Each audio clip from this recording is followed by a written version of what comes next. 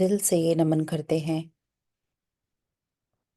हमारे इस ध्यान के लिए पितामह पत्री जी को, उनके मार्गदर्शन के लिए।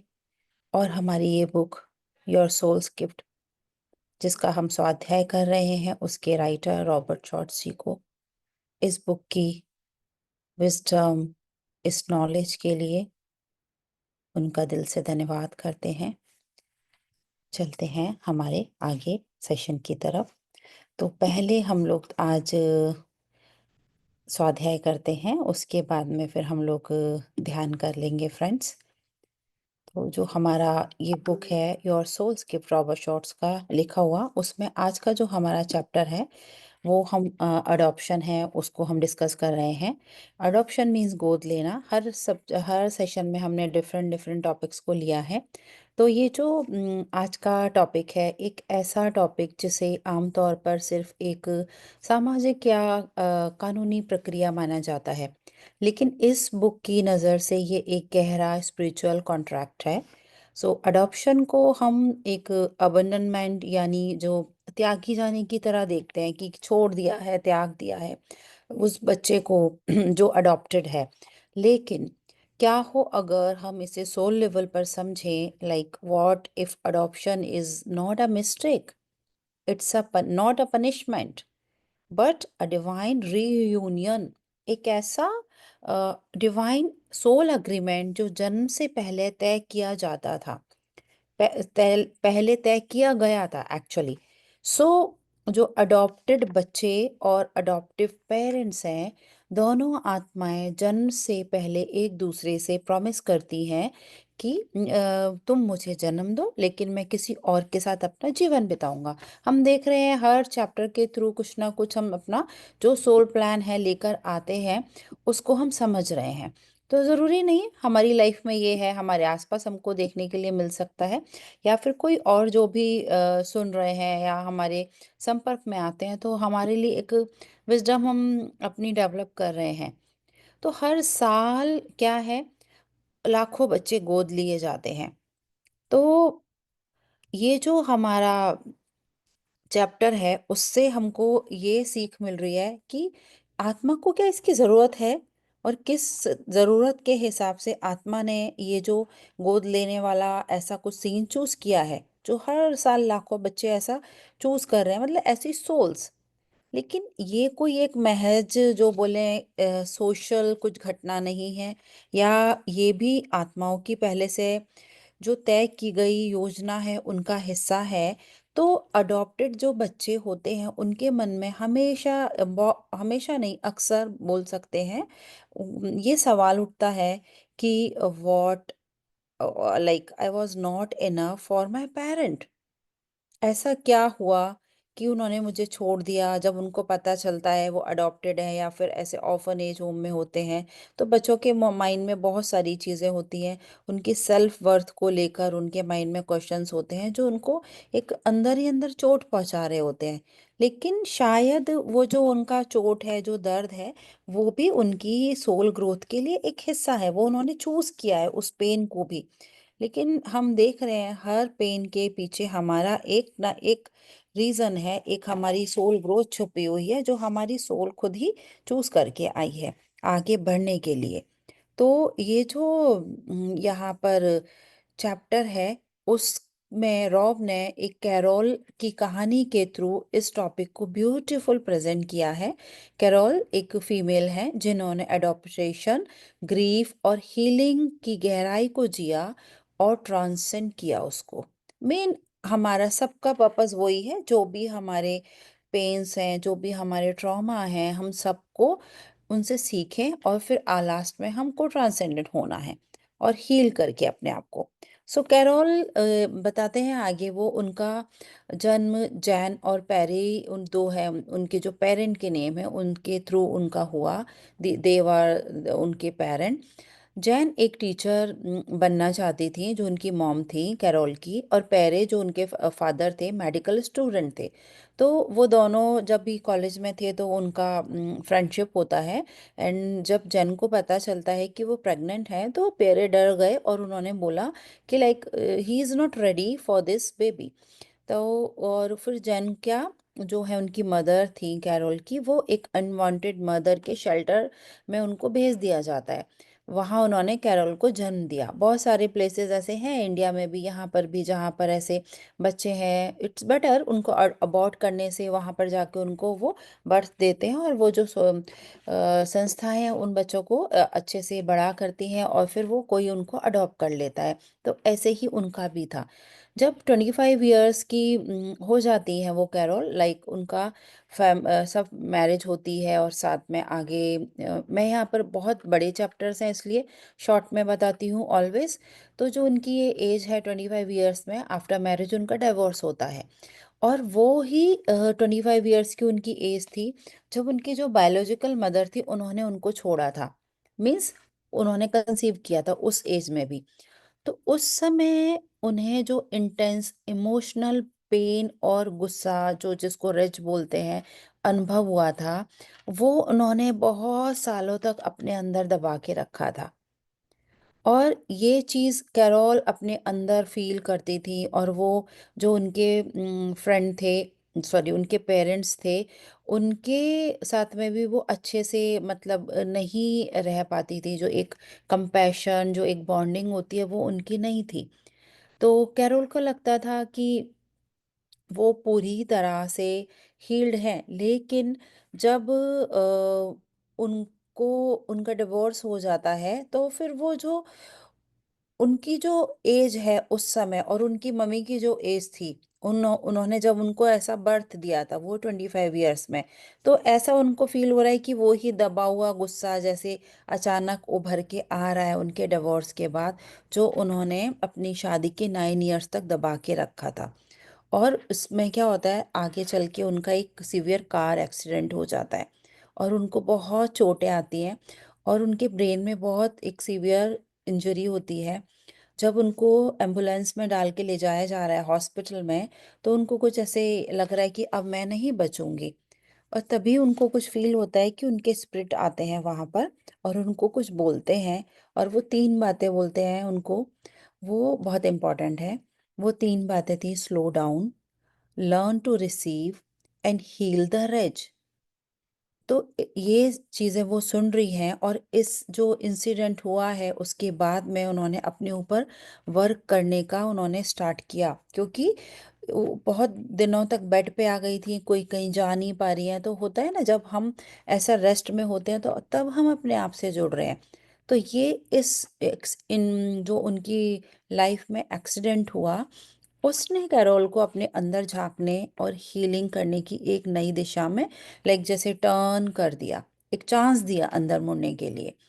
कैरोल ने जब अपने हीलिंग जर्नी में और गहराई से उतरना शुरू किया, तो एक दिन उन्हें एक पावरफुल सोल सेशन उन्होंने रॉब के साथ में किया। और वो ही यहाँ पर आगे डिटेल में वो बता रहे हैं, जिसमें उनके साथ उनके स्पिरिट गाइड और जो मास्टर्स थे यीशुआ, वो भी मौजूद थे।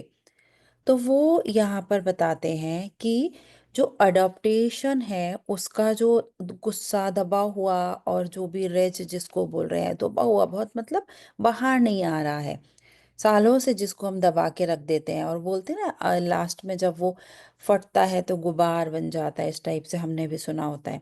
तो ये सारी चीज़ें जो उनके सेल्फ वर्थ से जुड़ी थी, सारे चैलेंजेस, ये वो बता रहे हैं उनके स्पिरिट उस सेशन में देखते हैं कि उनकी सोल की एक जो प्लानिंग है उसका हिस्सा है ये। तो उनके जो स्पिरिट गाइड थे, उनका जब सेशन चल रहा है उनके साथ, तो उन्होंने पास्ट लाइफ्स उनकी दिखाई, जहाँ पर वो सेपरेशन, लॉस और कंपैशन की बहुत सारी ऐसी लाइफ थी जो उनको सीखना था। एक लाइफ में वो देखती हैं कि उनकी जो बायोलॉजिकल मदर थी, जिनका नाम जैन था, वो पास्ट लाइफ में वो उनका खुद का एक बच्चा खो चुका था, लाइक।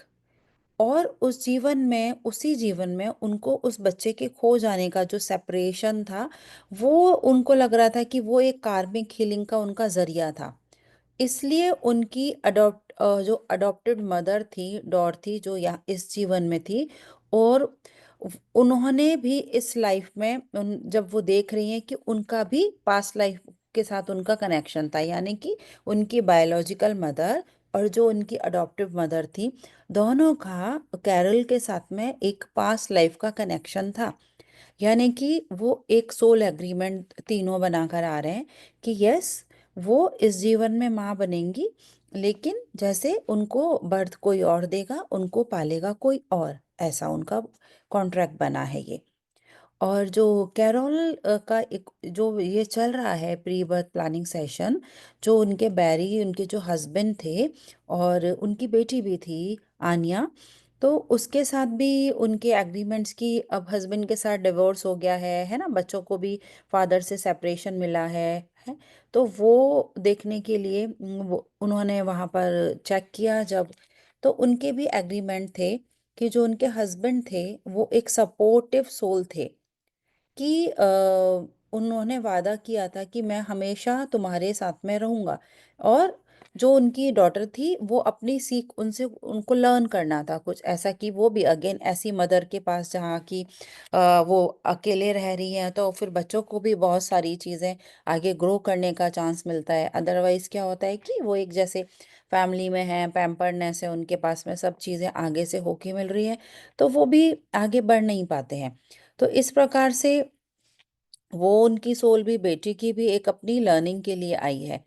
तो यहाँ पर जो ये जो सेशन उनका चल रहा है, उनके जेशुआ उनको समझा रहे हैं कि अडॉप्टेशन एक पनिशमेंट नहीं है। ये सारा सोल्स जो दिख रहे हैं, तुम लोग साथ में बनाकर आए हो सोल प्लान, तो तुम लोगों का एक कॉन्ट्रैक्ट है, बल्कि डीप सोल कॉन्ट्रैक्ट होता है, जहाँ बच्चे, मदर, पेरेंट्स जो भी हैं, मम्मी पापा, और वो सारा अपनी ग्रोथ और हीलिंग के लिए मिलते हैं।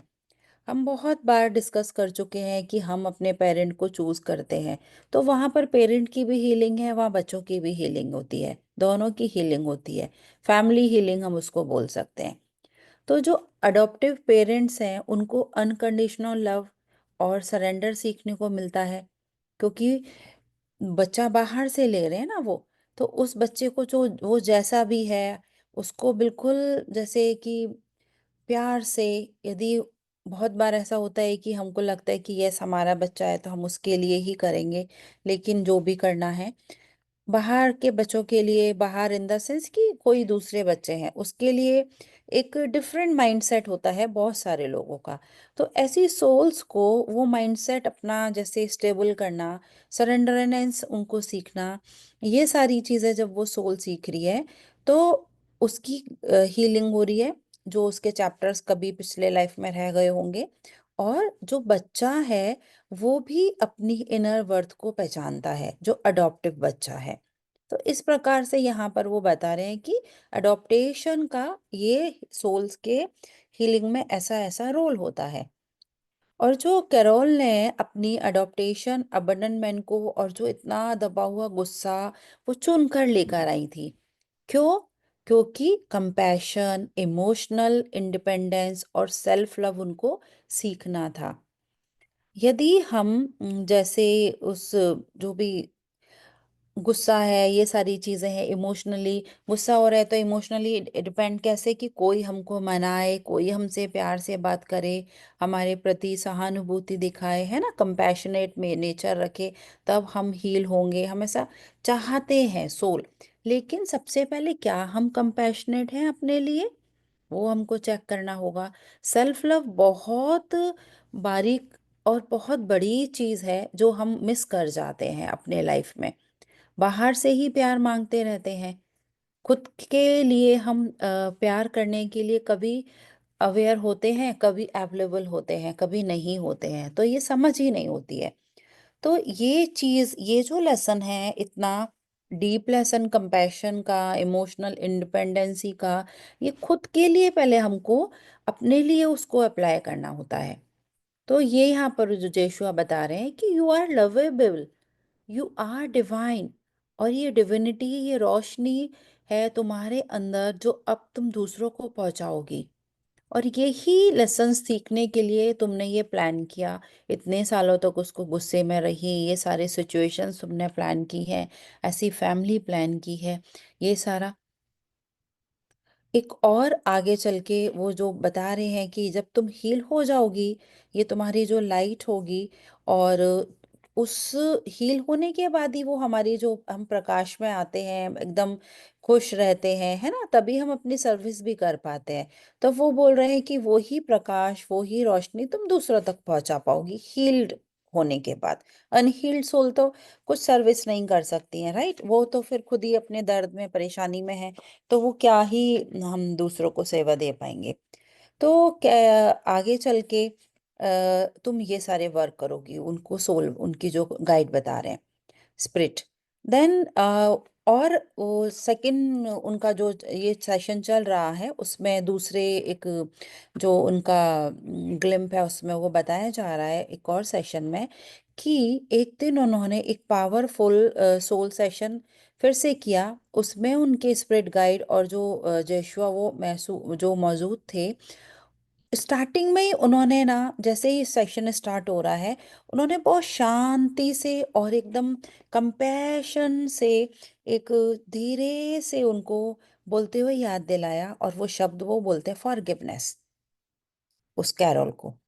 तो वो बोल रहे हैं कि यस, वो फॉरगिवनेस का यहाँ क्या मतलब है। तो क्योंकि फॉरगिवनेस हमको सिर्फ समझने से नहीं आता है। हम सोचते हैं कि हमने ध्यान कर लिया, कर्म विपाकम कर लिया, फॉरगिवनेस के बहुत सारी प्रैक्टिसेस हैं, होपोनोपोनो कर लिया है, और भी हैं, है ना। लेकिन प्रैक्टिसेस करने से या सिर्फ बोल देने से ये फॉरगिवनेस होती नहीं है, शब्दों से नहीं समझ में आता। इसलिए उन्होंने बहुत शांति से एक शब्द बोला, फॉरगिवनेस। और वो बोल रहे हैं कि इसका मतलब ये कि ये फॉरगिवनेस तब आता है जब दिल से आप उसे महसूस करो। तो क्योंकि यहाँ पर कैरोल को अपनी बायोलॉजिकल मदर के प्रति बहुत ज्यादा गुस्सा था, है ना, जिसको वो पूरा अंदर अंदर दबा के रखती थी। उनको लगता था कि ऐसी क्या कमी थी, मुझे छोड़ दिया मेरे पेरेंट्स ने, जो उन्होंने बोला कि I am not enough, right.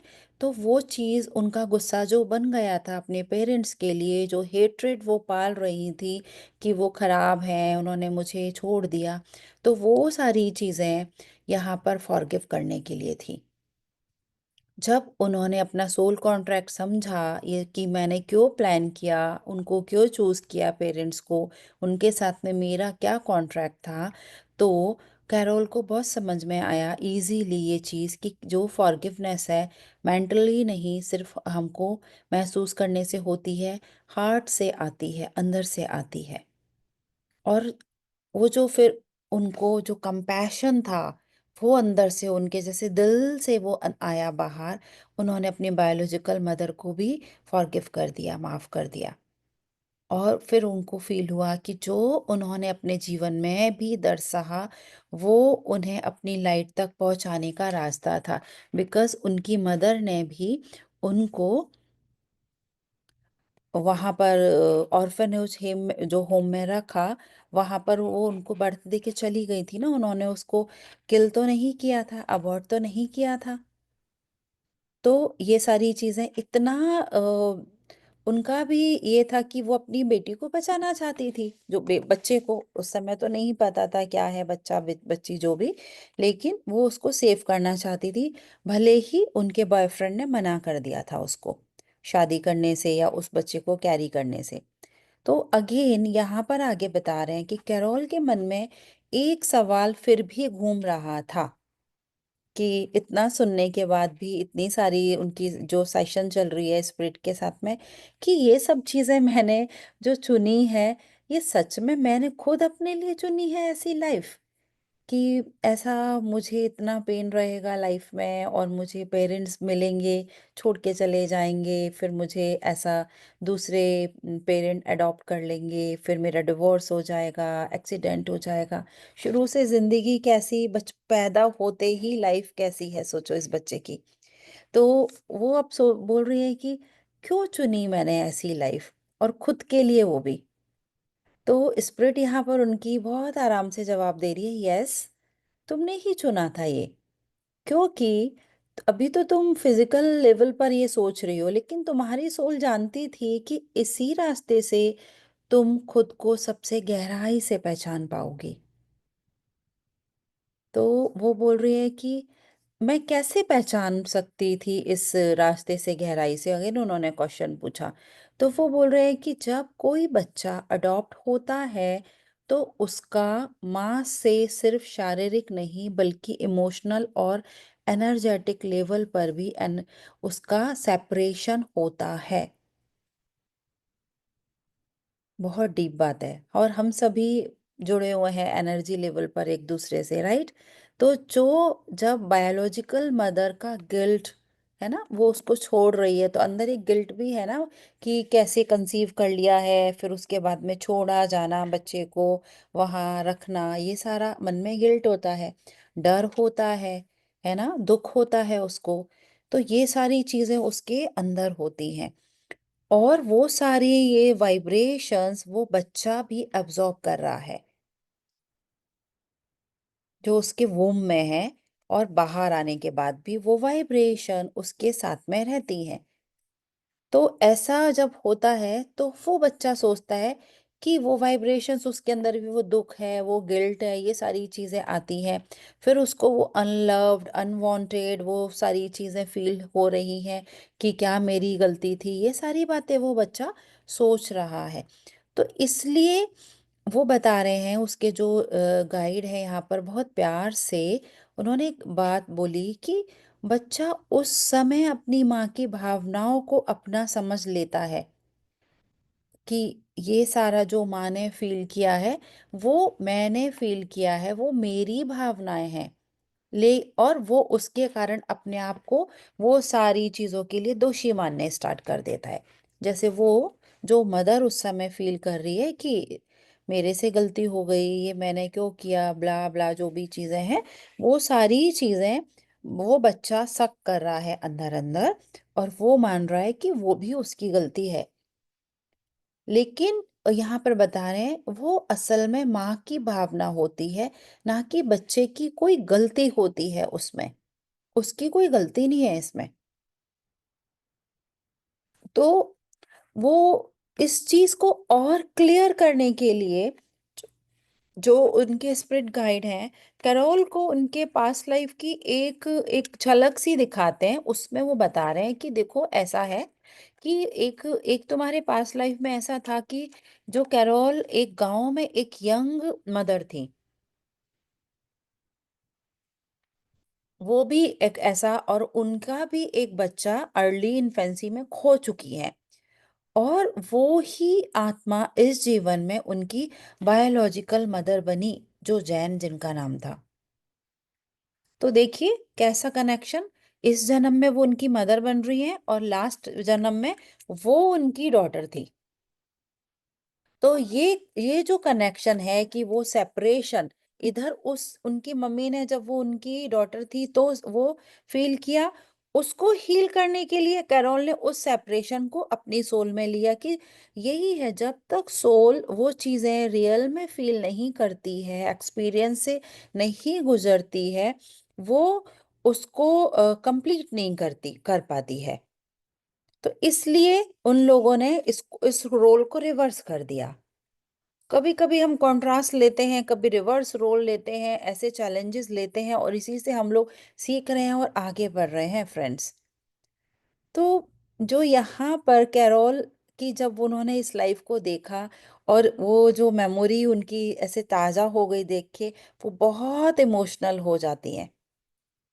और फिर उनको और लगता है कि उनकी मम्मी ने छोड़कर उनको कोई गलती नहीं की थी, बल्कि ये जो सेपरेशन था, एक सोल से दूसरी सोल को सर्विस देने का एक रास्ता था ना, क्योंकि उस समय वो उनकी डॉटर अलग हो रही है तो सोल लेवल पर जाके कि ठीक है, अब मैं तुम्हारी डॉटर बन जाऊंगी, मैं तुमसे अलग हो जाऊंगी, तो अब तुम हील हो जाना।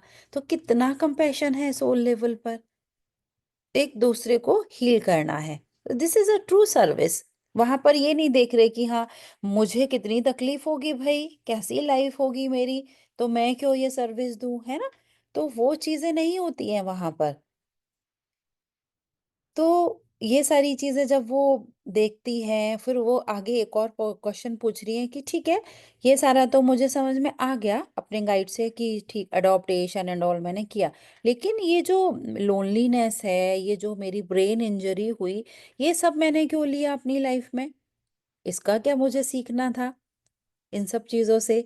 तो उसके स्पिरिट स्माइल करते हैं, प्यार से बताते हैं कि तुम्हारी सोल को पता था कि ये जो सारे एक्सपीरियंसेस तुम लेकर जा रही हो, तुमको अंदर से बिखरने नहीं देंगे, टूटने नहीं देंगे, बल्कि ये तुमको अपनी जो ट्रू लाइफ है, उस तक पहुंचने में हेल्प करेंगे। इसलिए तुम्हारा जो काम है इस लाइफ में, हीलर बनना, वो तुमको याद वो दिलाएगा ये। क्योंकि दुनिया की हम भागा दौड़ी में इतने फंसे होते हैं, अपने खुद की में, फैमिली में, अपने कामों में, कि हमको याद नहीं होता कि हमारा क्या ट्रू वर्क है जो हम लेकर आए हैं, हमारा सोल पर्पस क्या है। तो ये सोल पर्पस याद दिलाने के लिए एक जर्क लगना था उनको। एंड वो बोलते हैं कि यू आर अ हीलर, और इस जन्म में तुम्हारा काम सिर्फ दूसरों को सिर्फ हील ही करना नहीं है, बल्कि खुद को भी प्यार करना है, बिना किसी गिल्ट के, बिना किसी जजमेंट के। इसलिए ये तुमने चूज किया है, खुद को प्यार करना है, कोई जज नहीं करना है, ये सारे गिल्ट नहीं रखने हैं, और हील करना है। और ये जो ब्रेन इंजरी तुम्हारी हुई, वो आगे जाके बता रहे हैं कि वो भी तुम्हारे लिए एक गिफ्ट थी, क्योंकि जो तुम लाइफ में इतनी भाग रही हो, उसको तुम स्लो कर सको। क्योंकि बहुत बार ऐसा ही होता है ना कि हमको टाइम ही नहीं मिलता, सुबह से लेके रात तक मशीन के जैसे हम चलते ही रहते हैं। तो कोई कोई इंजरीज, कुछ कुछ ऐसे जर्क्स, ऐसे चीज़ें हमारी लाइफ में आती हैं, वो हमको स्लो डाउन करती हैं। और मेरे साथ तो बहुत होता है कि कुछ वर्कलोड बहुत बढ़ रहा है, वर्कशॉप्स भी चल रहे हैं, उधर भी काम है, बाहर भी, हॉस्पिटल भी, घर भी। तो कभी ना बहुत बार ऐसा हुआ है कि जैसे अभी पिछले एक्सरसाइज करते करते एक ऐसा अच्छा सा जर्क आ गया कि फिर रेस्ट लेना पड़ेगा आपको। रेस्ट लो, उसके बाद में आप काम करो, क्योंकि हो सकता है कि हम उतना रेस्ट बॉडी को नहीं दे रहे हैं। तो यदि हम छोटे छोटे ही ऐसे रेस्ट नहीं दे रहे हैं, तो छोटे छोटे हमको जर्क्स लगेंगे। यदि हम बहुत बड़ी तरीके से इग्नोर कर रहे हैं अपने आप को, तो बड़े जर्क लगेंगे। तो इन्होंने अपने आप को बिल्कुल ध्यान ही नहीं किया, 9 इयर्स तक कितना इग्नोर किया, इसलिए उनको ब्रेन इंजरी हुई। फिर अपनी लाइफ को स्लो डाउन करके अपने अंदर की आवाज़ वो सुन सकें। जब अपने अंदर की आवाज़ सुनेंगे, तब खुद को वो नर्चर करना सीख पाएंगे। तो ये उनके लिए एक गिफ्ट थी, उनकी ब्रेन इंजरी।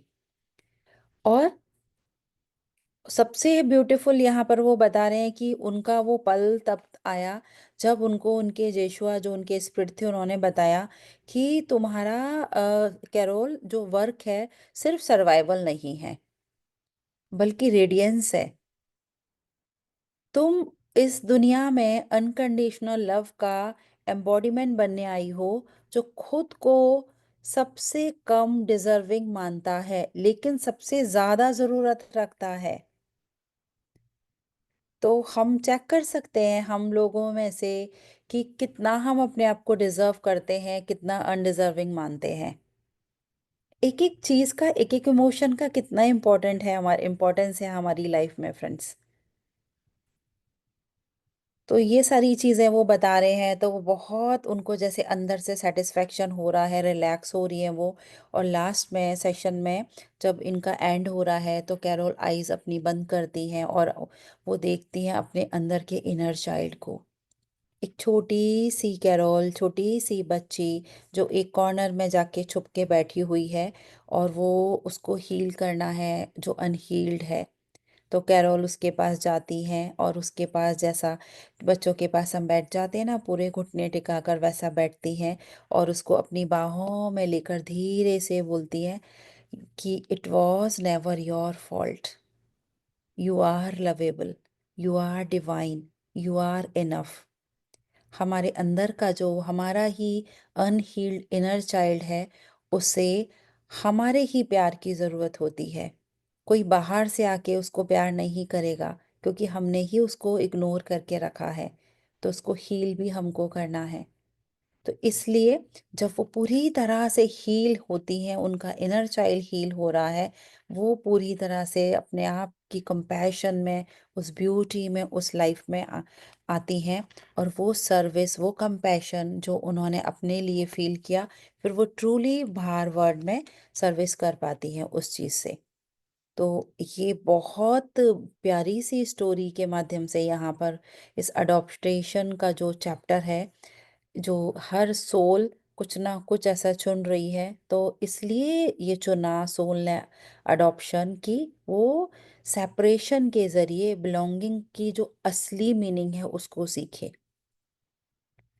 और जो गिल्ट है उससे ऊपर आती है जब कोई सोल तो फॉरगिवनेस की जो एक्सपीरियंस है उसको डीपली वो फील कर पाती है। और ये अलगाव, ये जो छोड़े जाने वाली भावनाएं जब कोई सोल झेलती है, तो अनकंडीशनल लव बन जाता है उसका, अपने खुद के लिए भी और पूरे यूनिवर्स के लिए, पूरे जगत के लिए। तो ये जो कैरोल की जो जर्नी है हमें यही याद दिलाती है कि हम एक रिकॉल करें अपने आप के लिए, यदि कुछ ऐसा है हमारी लाइफ में, कहीं हम किसी भी कारण से, नॉट कि ज़रूरी नहीं है अडॉप्टेशन ही हो, कोई और भी रीज़न से, कि कुछ भी टोटे चोटें लगी हैं, कहीं पर भी हमको दिल में दुखा है, कुछ भी हुआ है, तो we are not broken, we are becoming, हम उस लाइट में आ रहे हैं। उन चोटों के कारण वो एक मीडियम है हमको बाहर लाने का, क्योंकि हर पेन के पीछे कोई ना कोई स्टोरी है, कोई ना कोई अनहील्ड पार्ट है जो हमको हील करने के लिए अंदर से बता रहा है। क्योंकि बॉडी को इग्नोर कर रहे हैं, तो पेन के रूप में वो हमको बता रही है कि अब सुनो मेरी बात, ऐसे करके। तो ये चैप्टर यहीं पर फिनिश होता है friends. Related to today's chapter आपका कोई शेयरिंग या क्वेश्चन है तो